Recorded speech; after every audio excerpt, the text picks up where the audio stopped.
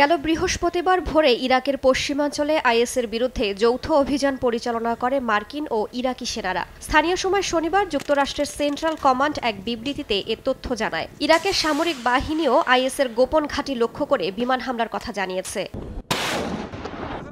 2016 সালে যুক্তরাষ্ট্রের সহায়তায় ইরাকের মসুলে হামলা চালায় ইরাকের সরকারি বাহিনী। ওই ঘটনার পর দেশটির পশ্চিমাঞ্চলে এত বড় অভিযান চালালো বাগদাদ এবং ওয়াশিংটন। দুদেশের মধ্যে যৌথ নিরাপত্তা মিশন নিয়ে আলোচনার মধ্যেই অভিযানটি পরিচালিত হলো।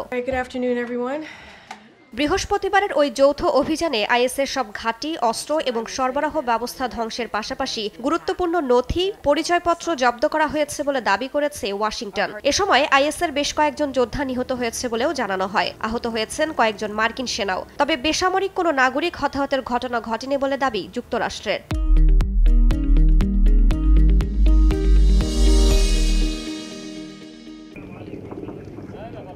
ইরাকে বর্তমানে প্রায় ২৫০০ মার্কিন সেনা রয়েছে।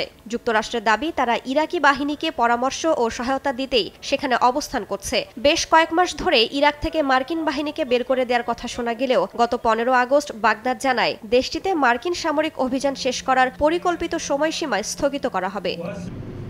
রাইসা জান্নাত, সময় সংবাদ।